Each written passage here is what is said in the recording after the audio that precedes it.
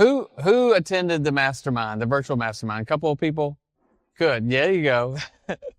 There you go. That's okay. That's all right. So one of the things that we saw happen is that we had a guy come up, Alex Pardo, and he was talking about self-storage.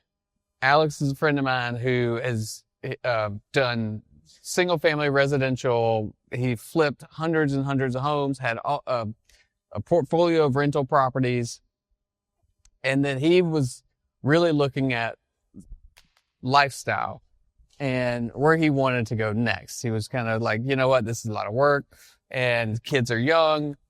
And so he said he ended up with self-storage. And he gave an incredible presentation. We were all, I think everybody in the room, some people were in the room over here. I think we were all convinced that self-storage was the answer for everyone in the world, right? We were like, let's do it, man. You got me. I'm hooked. And it's so much easier. What are we doing flipping houses? And then the next guy was Brent, the land shark. And he's like, all right, no, we're doing land. We're doing land. We're going to all do land. So this is the same thing. After tonight, I hope you're all like, yep, small apartments. That's my thing. That's what I'm doing next. I'm not flipping anymore. I'm going straight for the big one. And the problem and the good thing in real estate is that you could do all of them. You could do any of them. But I caution and I warn you about doing all of them at the same time. That's where trouble starts to kick in. You end up with your, 2 eyes on 6 different things, and you end up with leaky buckets, and cash is flowing out one of them, and your expenses are going the other way, and profits go with it, right? So if small apartment investing makes sense to you, I encourage you to dive in a little bit more. Learn a little bit more. We will have a wealth building workshop where we dive in longer. We'll do a full day workshop on the BRRRR and small apartments, and because it really helps jumpstart your wealth. So that if you want to learn more, then dive in a little bit. I would caution against being a flipper. Like, I'm flipping, I'm doing all this, I got my marketing going, and then, oh yeah, here's an apartment. I'm going to try to do that too, right? It's okay to do it, but know that you have to have different expectations, different skill sets, different people, different team, run the numbers differently, okay? And so that's what we're going to talk about tonight. What is different? Why should you consider small apartments, and why, and some of the benefits of it, all right? And some of the differences. So why small apartments? Financial freedom. The compound effect is one of the biggest pieces to this. The passive income becomes easier to reach. So last month we did a BRRRR class, and we talked about passive income. How much can you get per property, okay, per month?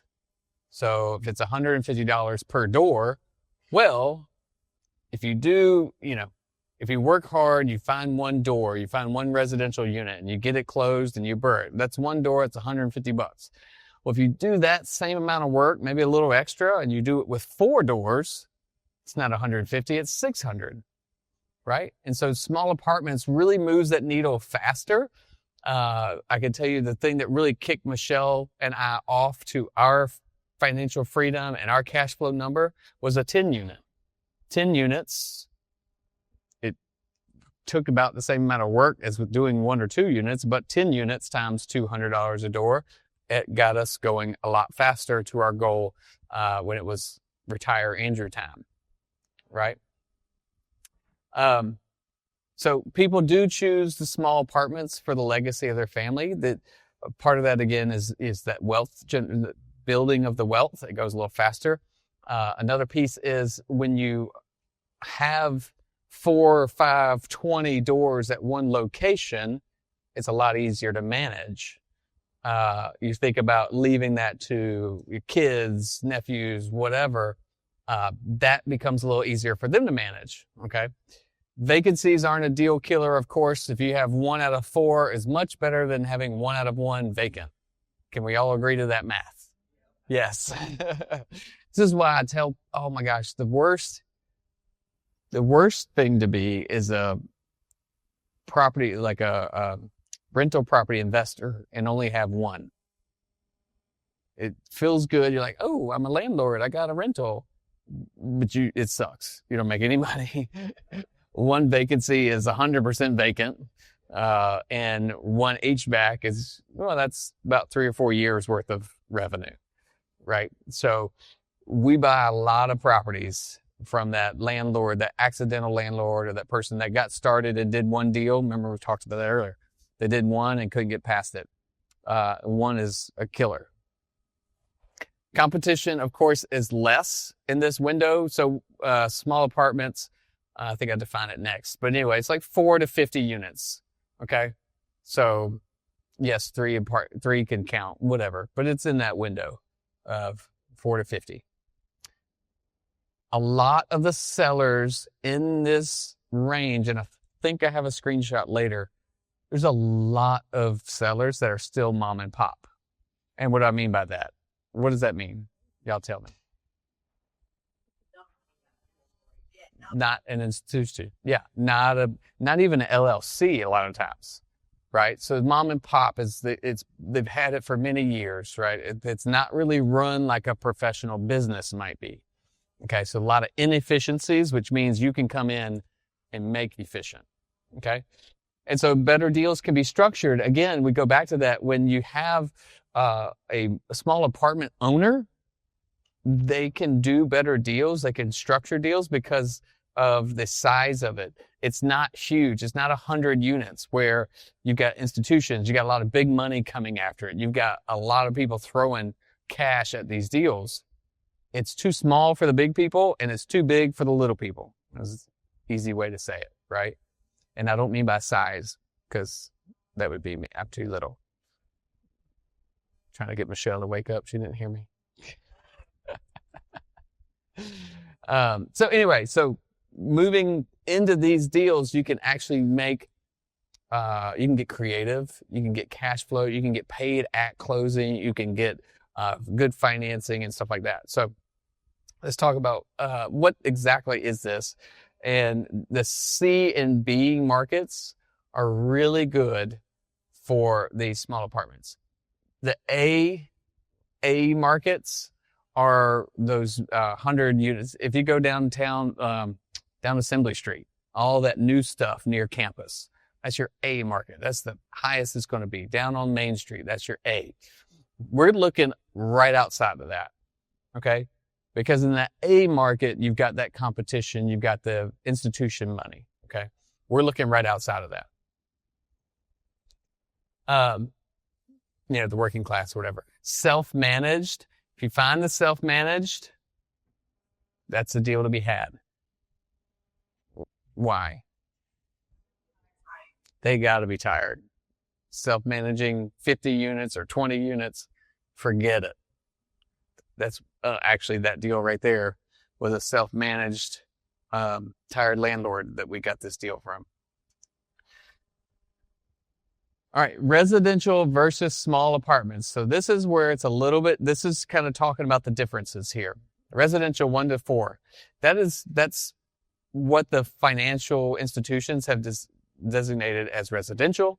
And when it's 1 to 4 units, the way we find the value of the property is comps. What does comps mean?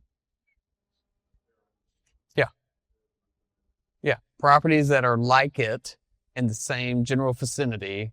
And there's a number of factors: age, size, bedrooms, bathrooms, square footage, all of that. So that's how you value properties. So what's the downfall of that?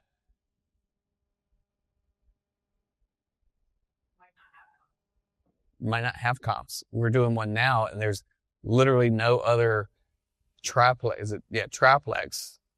And so they're going out miles to find comps. And I guess it could be good if you end up with, but they'll never err on the good side. They're going to show you the bad side. So there may not be any comps.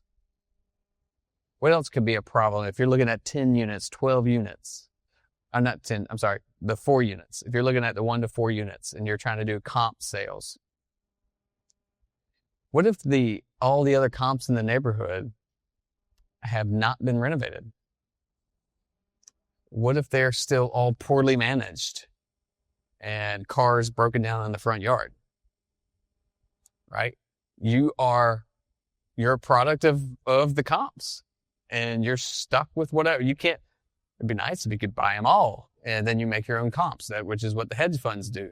But most of us can't do that. And so that's what you're stuck with. And so even though you might make yours better, you can only go as high as the comps go. Okay? So, again, the rent, no matter how good you manage it, you can make more rent money. You can reduce expenses. You can start charging for renting out washing machines or renting out pillows and sheets if you want. But it's not going to help your value, right? Y'all laugh, but that's actually not a bad money model. So, all right. So let's talk about small apartments. 5 to 50 units, you get into what they call commercial. And so the value is based on income. And I got a list. I think it's coming in a few slides of terms. So net operating income and cap rate, we'll define those in a minute. But you actually can create value by managing better. So when we talk about buying from a self-managed, tired landlord who hasn't raised rents in 17 years, and then coming to you that's going to manage it properly, get good rents, you're going to cut expenses because someone else is going to cut the grass or whatever, you can actually increase the value of your apartment, of your building. Okay? That's one of the biggest things to move into this section because you can actually control your future a little bit better. Okay? Yeah. Back in the slide that shows, I understand that operating income for the what divided by half rate. Mm-hmm. We're going to catch that in a minute. Yeah, I'm going to catch up with that in a minute, but it's, yeah, I'll do it in a second. So there's 2 things, I just have to hit on this because we see it a lot in social media and stuff, and maybe it's just my feed. But anyway, syndication. Does anyone know what syndication is? Y'all heard of that? Okay. Some of you haven't, so I'll just talk about it. But the syndication is where you become a part owner of multifamily or a commercial deal. Okay. The syndication, you could be a general partner or a limited partner. Most of the time it's limited partners, unless you found the deal and you're putting it together. Okay. And so what you do is you end up putting money in, but you don't have that 100% ownership. You have a stake in it. It's an investment. And this is a good way to get some of the benefits of the commercial investing. You also get some of the tax benefits, but you're not controlling it. Okay. And so if this 5 to 50 unit property is out of reach for you right now, and you want to get involved and start seeing some of the benefits, you can go to a syndication. I just don't like putting my money with someone else when I'm in the business. So personally, we don't do that because this is our job, right? It's our job to find the deals. And so we don't put our money in other people's deals for syndication. However, if your full-time job is something else and you're trying to get into more real estate, that might be for you. Does that make sense? So, I don't know if I hit on everything anyway. So the syndication,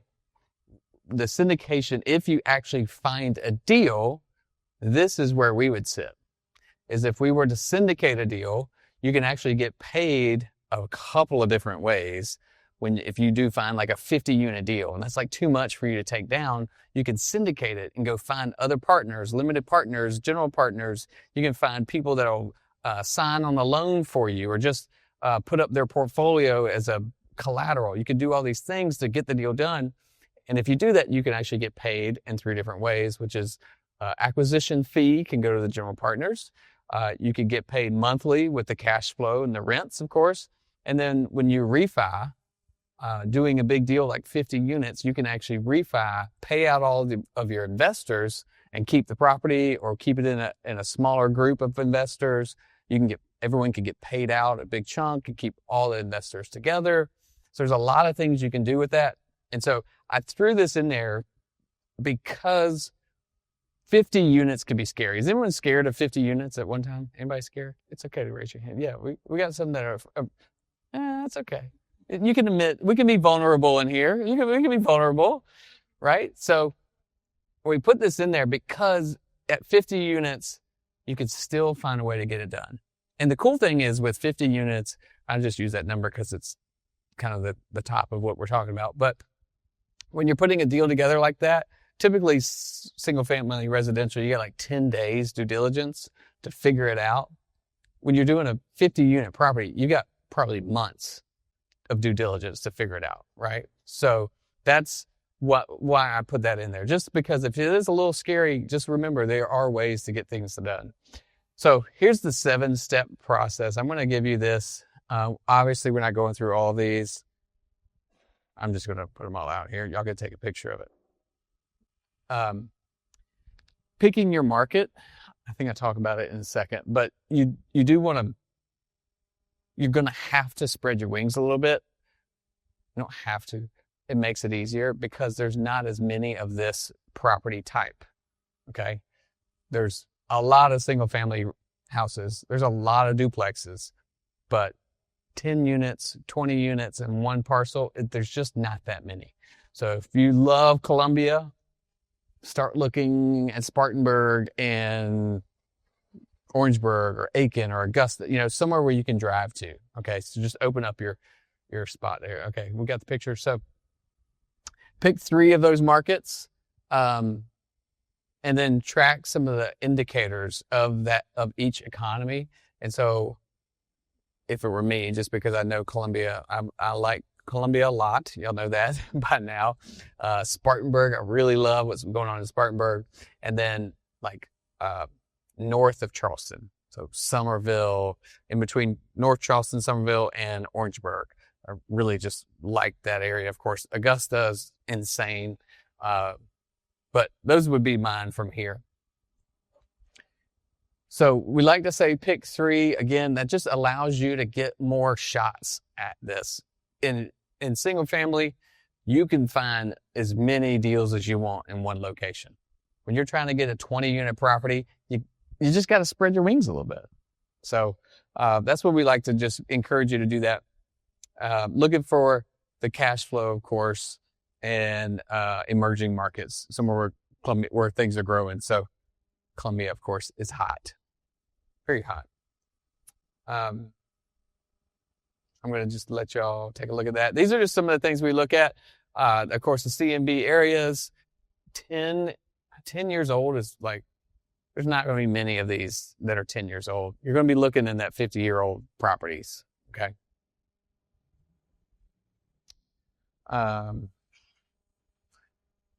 And here's the 5 indicators I was trying to get to. So new business, per capita income, occupancy for apartments is very, very important. If apartments are 50% vacant, that's a problem. You probably don't want to buy there, okay? You probably won't be able to get it funded if you do. It happens. It happens in cities that are dying, people that are leaving those areas. Stay away from that. You will find lots of apartments available in those cities because those landlords are like, I'm out. This sucks. And I can't rent anything. So they're out. This is one, office occupancy. This was always one that was top of our list for looking, but it's really hit or miss since COVID. So I don't put as much weight on that. You just kind of have to look at the apartment occupancy and the growth of businesses. There's the offices downtown here on Main Street they've never been as vacant as they are, but downtown on Main Street has never been as live as it is, right? So it's just not what it used to be since COVID. All right. This is just some of the team members you want to look at. I'm not going to spend too much time on this, but it is part of the process, is finding who can help you if you're going an hour away, if you're going 2 hours away. Who can help you do this? Of course, lenders are going to be a big piece of this. Management companies, we'll talk a little bit about that later. Partners, of course, to do the deal with you. And I don't have it on here. Maybe it comes later. But brokers, your commercial brokers. Y'all, this is commercial broker. Is anybody in here a commercial broker? Okay, good. We'll talk bad about it. No, I'm just kidding.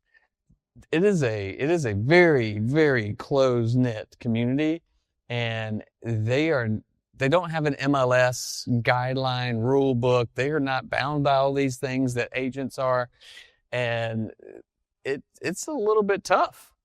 They don't like to share details about their listing because they want to get full commission, and they can. And so a lot of times they don't put them online. You can't find them online. They may have a listing, a seller that's ready to sell, but they won't even tell anybody about it until they've talked to all of their clients first. Okay? So if you're going into commercial and you want to make that your game, connecting with a bunch of brokers has got to be a part of that. Have them calling you, have them emailing you, because otherwise you may not find those deals when they hit the market. It's not like the MLS, like single family. All right, so let's talk about that. Let's talk about locating the great deals. These are the people we're looking for. Tired landlords, the professional investor that, has bought it in the LLC, but they bought it maybe 5 to 10 years ago. Professional investors like to rotate the money.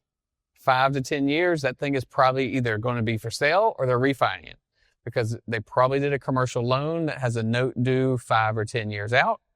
And again, professional investors rotate the money. It's in and out. It's in and out. So you can find a deal. It won't be like a super big discount if you're working with a professional investor that just bought it 5 years ago, but you can still get into one. Creative financing, again, that's how we make the good deals. That's how we make, good deals great, by using that creative financing. All right, so where can we find these? Now, somebody's going to laugh at me when I say classified ads. Does anybody read the newspaper anymore? Anybody in here get a newspaper? Just for foreclosures. There are still newspapers out there, you guys, that come every Sunday. You can order it. And remember who we're talking to. Now, I don't know if I don't know that I would say get the newspaper just for this, but you can look online. But if we're talking about a tired landlord who's had a multifamily property for 50 years, they're probably 80. You think they would put an ad in the newspaper? They might. And so that's the type of personality we're looking for. Real estate magazines, of course, if a broker gets a hold of it, of course. Out-of-state owners, the MLS, you can do that residential multifamily. So if a seller does list it with a residential agent, they'll put it in there. And so typically that's going to be like maybe 10 units or so. They start going above that. They probably aren't using the regular MLS. Commercial websites. I don't think I put these in here. Craxi is the one that's on fire right now, so I'll give you all these to write them down. Crexi. LoopNet. Craxi? Did you get it? And LoopNet. LoopNet. Yes, .coms. So those are the two that we use the most. There's another one now that I can't think about. I can't think of the name of it. What's the other one? Those two are the best. Craxi is the best right now. They've got everything on there. LoopNet has been always kind of like up there, but we like Craxi. Loop, like a loop, like driving in a loop. Yeah. And then, of course, you can do direct mail. You want to find them there. And this is from Deal Finder Data. So Deal Finder Data does have the option for just multifamily and apartments. And so I want to just put the number out here. So in Richland County, Lexington County, it came up with 4,300 for 4,300 options. And what I was going to point out is out of 4,300, it's showing that 1,800 are free and clear. It's like 40% aren't showing a mortgage on it. Now it's, data is data. Data is not exact. Sometimes there's a mortgage or whatever, but it's showing a pretty high number that are paid off. The other thing that I thought was very, very interesting is your, where is it? You got 79 or 795 board investors, meaning they haven't reused that LLC and that or their name. If they bought it in their name, they haven't bought more in their name. Where is absentee active?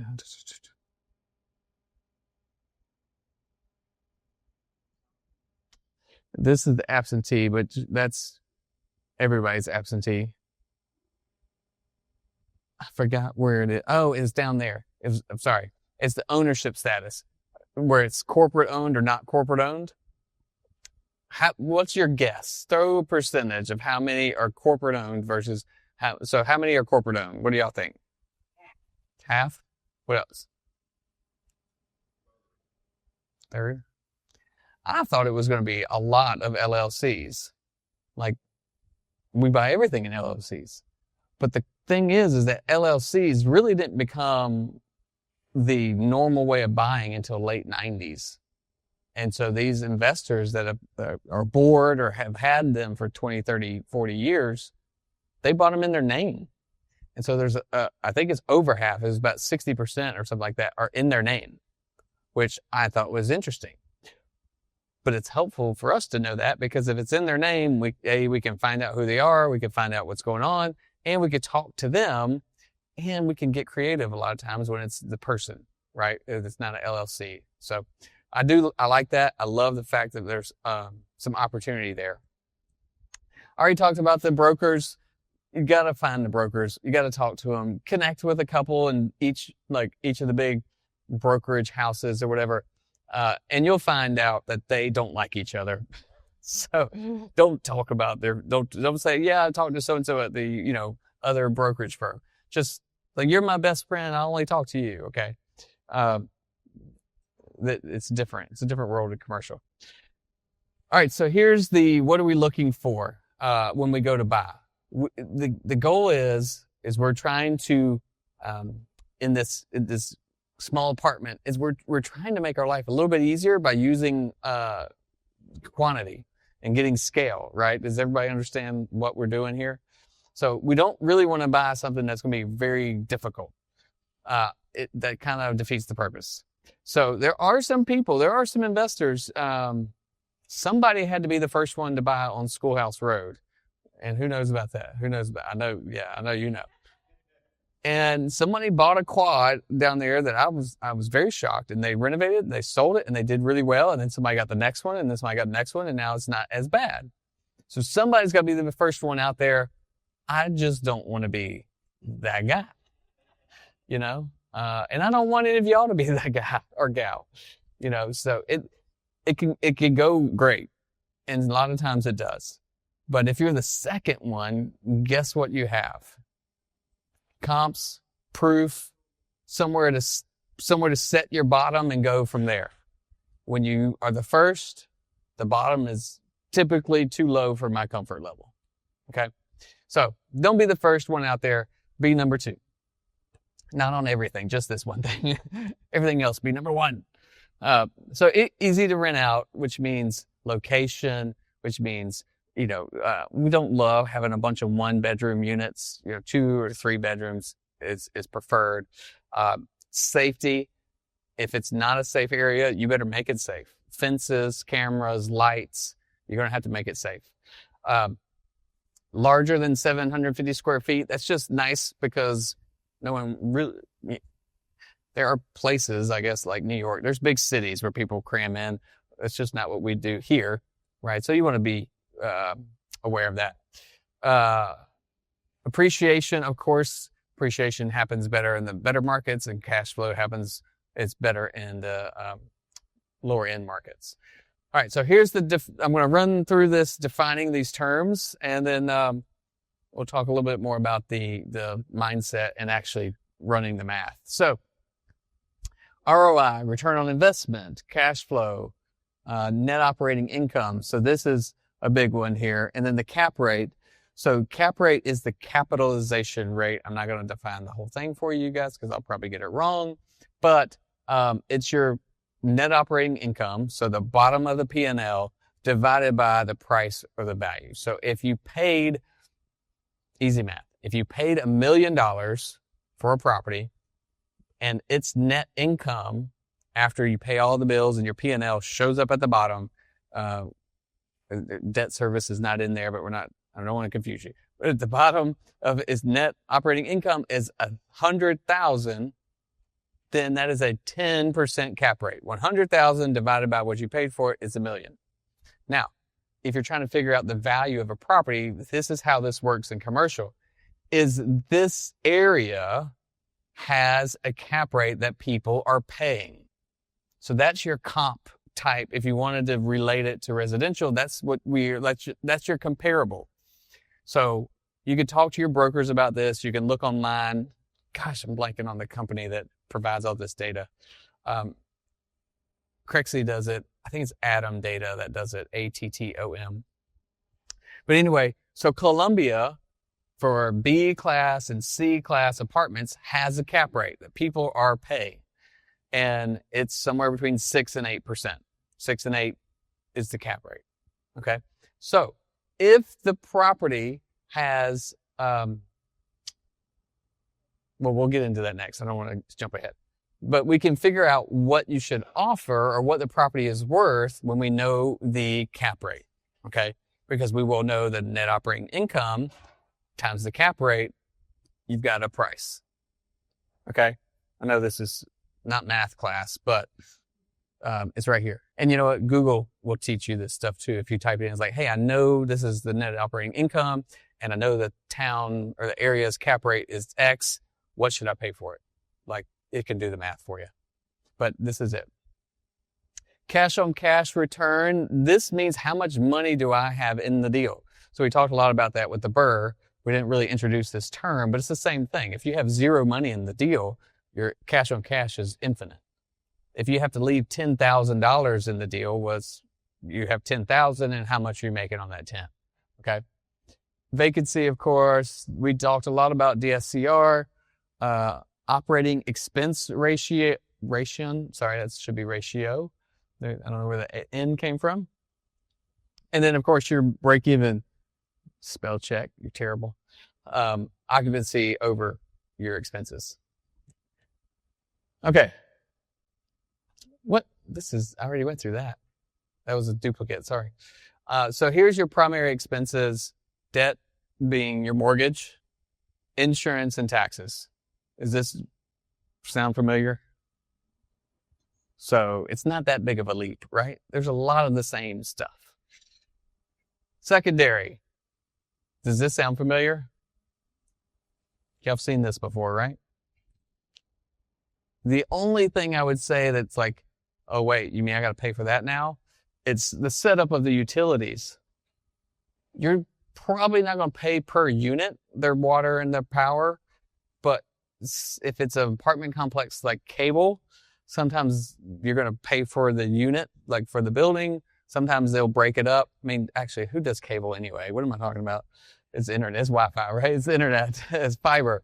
So sometimes you'll pay for it as a package and then charge your people. Same with water and stuff like that. So you do have to figure that out.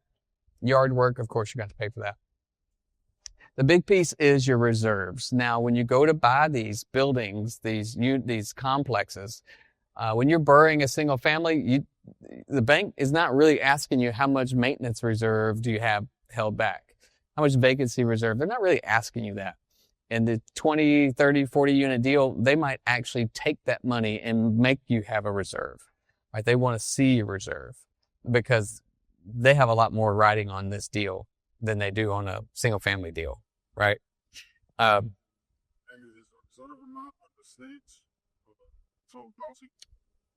Yeah. Yes. So, like a maintenance reserve, depending on the property condition, if it's totally renovated, brand new, spanking new, you might do like a 5%. And so every month, 5% goes into that account. And what will happen is a lender will start you off and say, we need you to fund a maintenance reserve of X. They want to see it there. If it's a totally torn up property and you're going to renovate it as you go, it might be as high as like 15, 20%. Vacancy, that will depend on your area, what you're renting out. So 5, 10%. And then your larger building, CapEx. Now, again, these are items that you're going to have on reserve. These are items you're going to have on a P&L when you build your budget. CapEx, capital expenditures, these are the big ticket items, your roofs, your HVACs, windows, stuff like that go into the building. And if you're not saving for this, if you're not putting these away, it will crush you. Because if you're doing a 20 unit building, that roof is going to be expensive, right? So if you're not putting money away, it can crush you. I was just going to say like this roof here. This is a Bishop, what was it? $35,000 roof here. Yeah. 70,000. Yeah. $70,000 roof. There you go. So if you buy that building and you're not planning for those things and it pops up, that can take you out. And the bank wants to know that you're saving for that because they don't want to lose the deal. I went through this.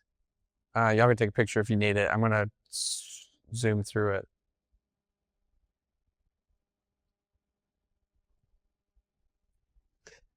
And all right, let's look at a case study. I want to do some math. Y'all like math? I know you do.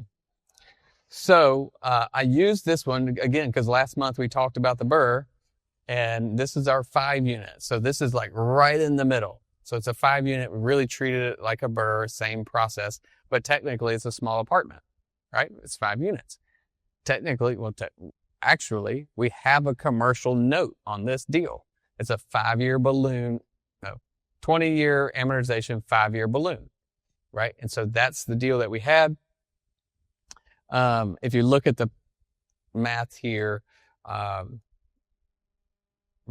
at 45%, so net NOI, this is the part that's important. After the debt, it's $8,200. Before the debt is $31,500. So this is the net operating income. When you're doing the cap rate, the debt service is not factored in because the other person may or may not have debt.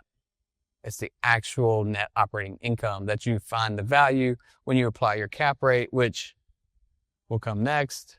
So if NOI is $31,500 times 6%. So 6% this was Rosewood. So this is right up here. Pretty good market, pretty good investor friendly market. 6% is a pretty good cap rate for that. So you take $31,500, which is a yearly NOI, times 6%, which is times 0.06. How does that work? Divided by 0.06. It's actually divided by 0.06. But if you have a calculator, you can put 6%. It'll do that. So is that the right math? You see how that works? That's how you value a apartment complex. Now we go back to ARV comp appraisal. And how do we get that comp? Other 5 units or other 4 units, and they just added 1 unit, right? It's hard to find 5 units, I'm sure, but if you comp it, that would be the value because that's when you're using comparables. That's all you have to go on. But if you sell it to a commercial investor or you treat it like a commercial investment, you see the difference in the value? That's the difference when you get into commercial. Now, 5 unit, again, a 5 unit is kind of a blurry line, right? You're really not selling to a commercial buyer, right? I think we probably sold it to another single family investor and was still doing it per comps and stuff like that because we sold it somewhere in the 3s.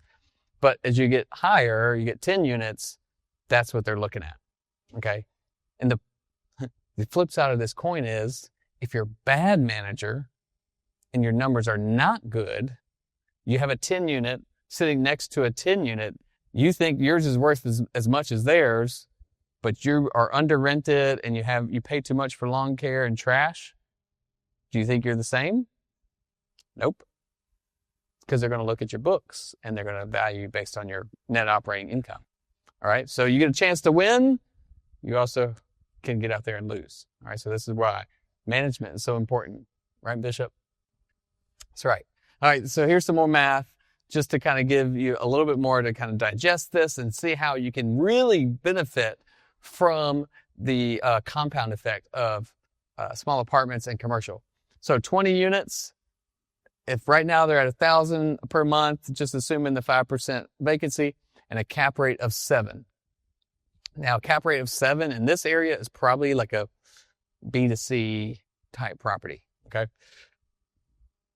And then small change. You just add $25 per unit in monthly rent. How can you do that? How can y'all do that? No appliances? Mm-hmm. Yeah. Yeah, you could charge them for that. What else? Mm-hmm. Come with it. Yep. You can rent appliances. What if you just up the rent? You could just do that. You could just do that, right? Obviously, if their lease isn't current, but you could just say, hey, new management, we cut the grass more often. It's going to be $25 more. You know, you could do that. Well, here's the thing. If you were able to raise by 20, if typically you buy a property, you could probably raise rent. It's just like the normal thing to do. Because most people, most managers, most owners don't do it. They don't raise rents. They don't do it enough. They don't keep up. They don't do their research. Bishop is back there and he researches every single rent, every single property, like with theirs, right? Like, what can we get? Let's make sure we get the most we can. Let's make sure we're competitive. And then when we get new properties, we look at that. And I would say, maybe there's 1 or 2 that are not rented at the market rate. So typically you could just up it. But if you do see something easy, like, hey, we're going to trim these shrubs, we're going to make this look better, and then you throw a 25, then you've got fans, right? They're excited, they're happy. So looking for ways to add value will make that a little bit easier to digest. But most of the time when we buy properties, they're already unrented. So I know each area is probably like yeah.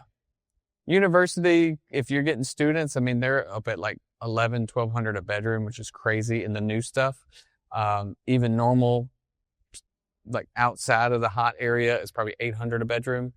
And outside of students, you're looking at $1,500 to $1,800 for a 3-bedroom. So small changes like this, you do the math, and we actually we increase the value of the property by $81,000. Who could use an extra $81,000, right? And this is all just by compounding. This is just by the math, and the reason is because this is how we value the investment. Okay.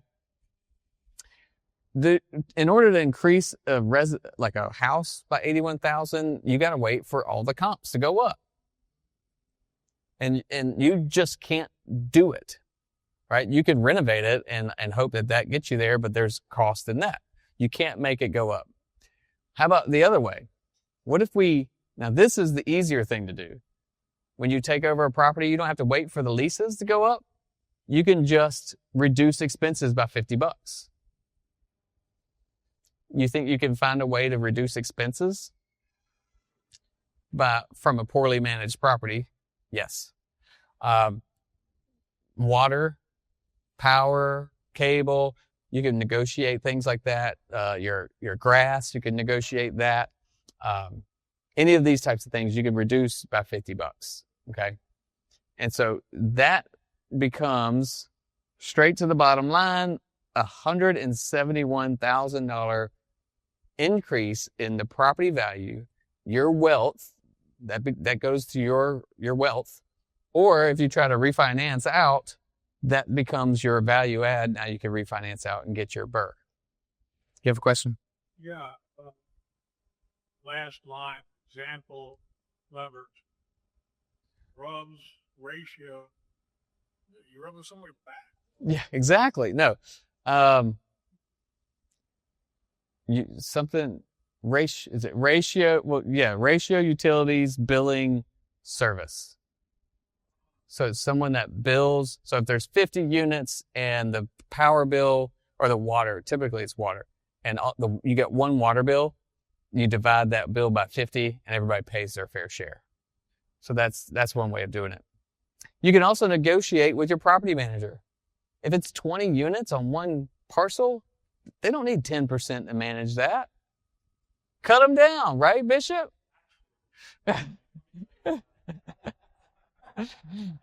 We're not negotiating right now. But can you do that? Can you negotiate that? Probably, because that property manager is not going to want to lose those 20 units either. Right, Bishop? You would fight to keep it. So there's things like that. All right. Site visits. Y'all take a picture of that because I'm going to run through these fast. We're running short on time. And next, take a picture of that. And then I don't know how I did this. This is another double. Sorry. That was another double of the same slide.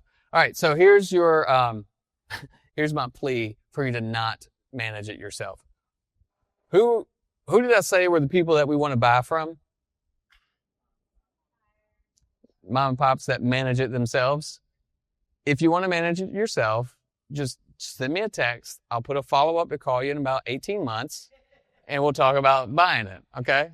So just don't unless you are a property manager and that is your dream, and you just want to build your own portfolio so you could do it, just don't do it. Because all those expense cutting and revenue generating ideas and activities, you're not going to do them, or you're going to do them poorly, and it's not going to work. And the money you think you're saving is going to go down the toilet. Okay? So just don't do it yourself. Get a manager. I don't even know. If you do want to manage it yourself, here's the rules. You can take that picture. I don't believe it. I don't believe in it. So the systems is what you need to be successful, and a skilled management company is what you need. That's part of your team. It's part of your team. Contractors, part of your team. Agents, team. Managers, team. All right? I'm not going to go too much into this because we're running out of time, but basically, looking for a property management company, you're looking for the right fit. You're looking for somebody that understands what you're doing, have an interview process with them, and talk through these numbers, right? How fast do you get paid? What kind of logins, portals do the people, what kind of background checks do they run? How do they rent? How fast do they turn? These are questions to ask and to go through with them. So Bishop would be the one that give recommendations. Bishop would be the one to manage it for you. And he could recommend himself. We're in Midlands. Yeah. Profit and loss. Like, these are the things that Bishop would do. So, yeah, for sure. Maybe Bishop will have a class with Bishop one of these days. You want to do that, Bishop? You want to teach? Let's do it. All right. So, question, what's your next move? From this, what would be your next move? Shout it out. So it actually becomes, yes, and 5 to 9, you can use a lot of hard money. Do y'all do 9 or 10 hard money loan? Up to 9 units, or? I'm sorry. So you can do up to 50. Yeah. Yeah.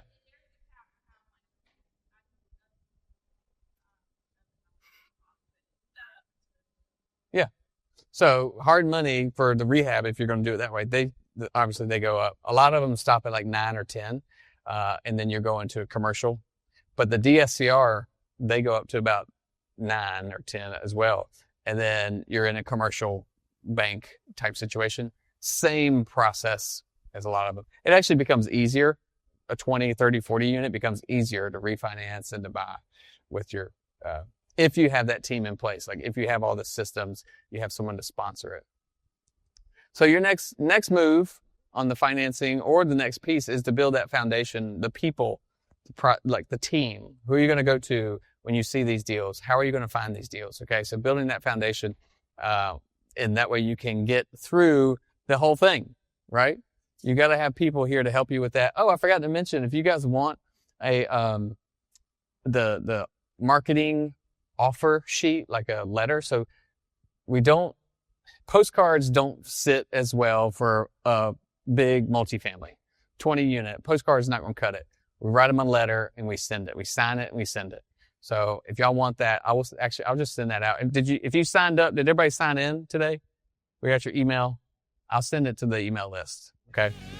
Thanks for listening to the REI Deal Finders podcast. You can find out more and apply to be a part of the REI Deal Finder community at reidealfinders.club.